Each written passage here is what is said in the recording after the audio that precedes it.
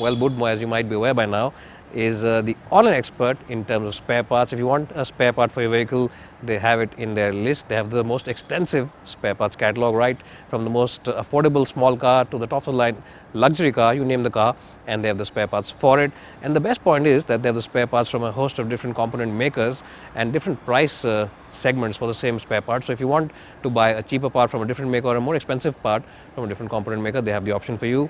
You can check them out on your iOS as well as Android devices as well, and they really are the experts when it comes to spare parts.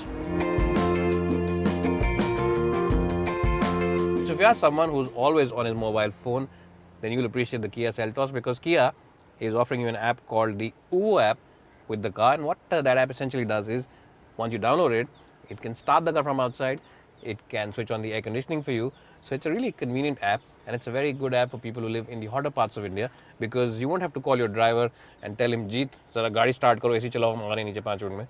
Nothing of that sort, because you can simply switch on the app and turn the AC on and set the temperature yourself. You can do a whole host of other features as well with this app, and it's a very good app in that sense. What's also good about the car is the sheer quality levels. Totally impressive. You can't find any fault with the cabin in terms of the quality. Nice soft materials all across, and very impressive is the fact that you get a big touchscreen. It's a 10.8 touchscreen system, and it's one of the nicest and most easiest to use systems. It's also very good in terms of touch, and it's convenient. It's not laggy in the least, and it looks nice and bright even on a hot summery day. In fact, we haven't got too much sun today, but in the morning there was some sun, and even then it was quite bright.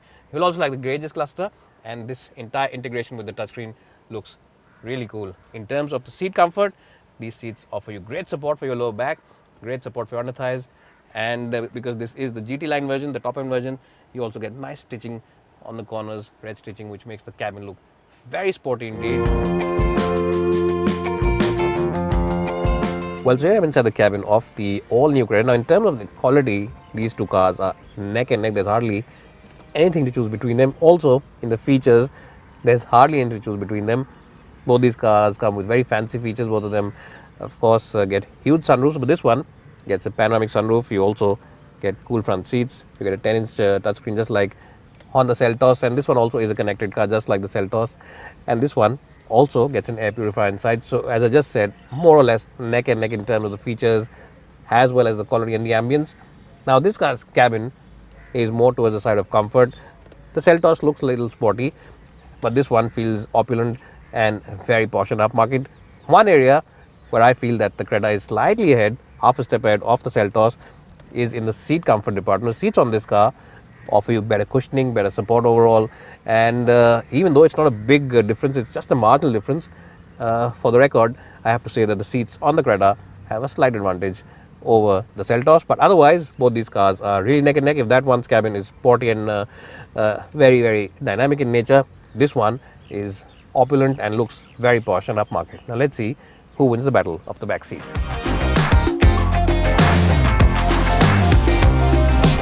Well, if you are someone who sits in the back seat all day and simply tells your driver to drive around, then I have good news for you. The seats on the Seltos are excellent in terms of comfort. The support for your under thighs is good, support for your lower back is good, the cushioning is excellent, and the knee and hip angle is also at a nice 90 degree.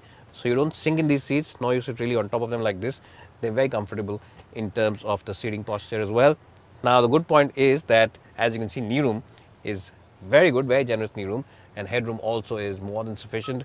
Now, my height, for reference, in case you've forgotten, is 5'10", and I always adjust the front seat for my height in my driving position. So if your driver is also around 5'10" or 5'11", and yours are also about 5'10" or 5'11", you'll be comfortable. Even if you're about 6'1" or 6'2", you should be okay in these seats. They should not pose any issues in terms of headroom or knee room.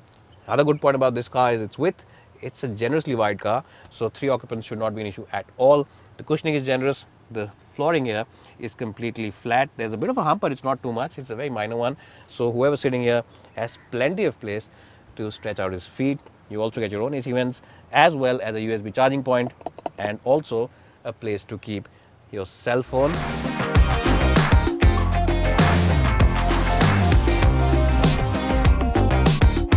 Well, so here I'm in the back seat of the all-new Creta. Now, in terms of my height for reference is 5'10". So if you're 5'10", 5'11", even if you're about 6, you'll be okay for headroom as well as knee room.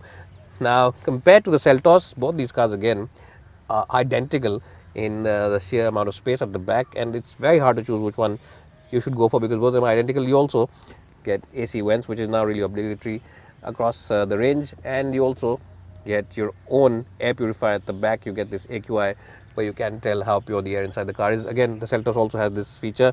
So in terms of features, in terms of space, really neck and neck. In terms of seat comfort, I reckon that it is again very close and very hard to pick which one offers you the better seats. But I would say that marginally the seat cushioning and comfort on the Creta is marginally ahead of the Seltos.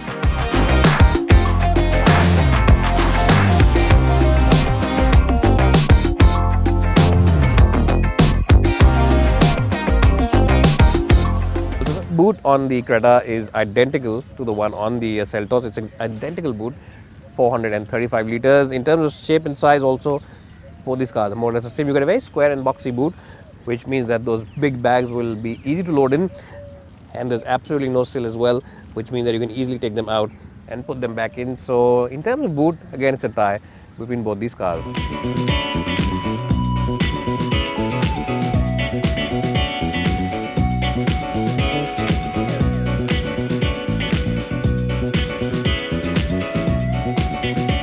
Well, so here I'm driving the all-new Hyundai Creta.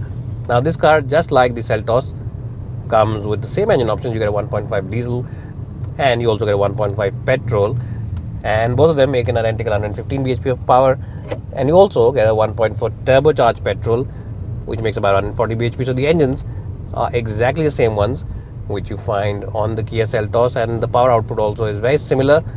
The gearbox options are also more or less the same. So how do you choose which one to go for? Well, the big difference is that the ride comfort on this car is half a step ahead. It's only marginal, but even though it is marginal, the Creta offers you the slightly better ride in terms of the comfort, and the steering wheel also feels a little lighter to operate, which means that if you drive yourself and if you are someone who drives a lot in the city, then you will not tire yourself out in this car. Engine refinement is, again, as I said, more or less the same because both these engines are the same.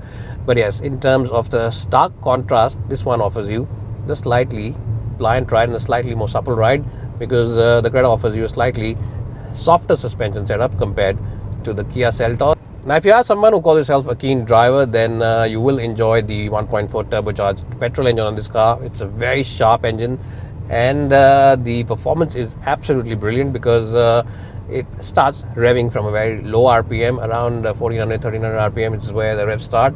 And you really will enjoy driving this car. Of course, you can also choose the paddle shifters behind the steering wheel, which add a sense of driver involvement, driver engagement, and makes the car feel better to drive and more engaging to drive than it already is. Now, you'll also enjoy the diesel engine because it's a very nice engine in terms of refinement.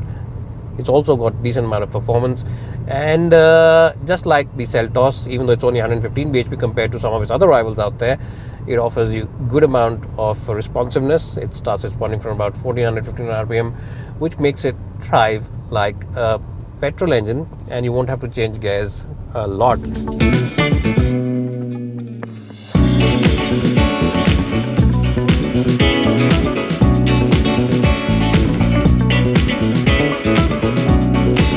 You get 3 options to choose from, and of course you get 1.5 litre units on the diesel as well as the petrol, and both of them make 115 bhp, and you also get a third engine, which is a 1.4 turbocharged petrol, which makes 140 bhp. Now, all engines are available with manual as well as automatic gearboxes. Now, if you are someone like me who enjoys driving, then you'll really enjoy this car because it is a very good car in terms of the steering wheel feedback. It gives you very precise feedback.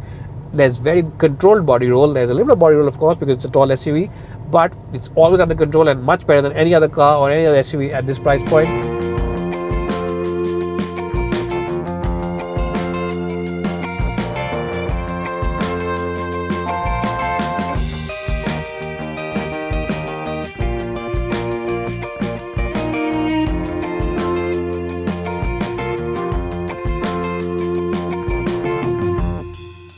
Well, so which one should win the battle of the SUVs? Who is the better car? Is the Seltos the better car, or is the Creta the better car? Well, to be honest, both these cars are identical to each other. Both they offer the same kind of engines, the same kind of space on the inside, and the same kind of features, and it's really hard to pick up a winner.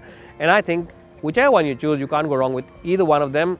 That said, the advantage that the Creta has is that it offers you the slightly better ride comfort, and it also offers you the slightly better seats inside the cabin. And those are the two things where it stands out and is marginally ahead. It's only a marginal difference, but it is there. Apart from that, as I just said, you can't go wrong with either one of them, and whichever one you choose, you'll be happy spending your money on them. Both of them are high quality, high class cars, and both of them have their own unique set of personalities. Bye for now, and thanks for watching.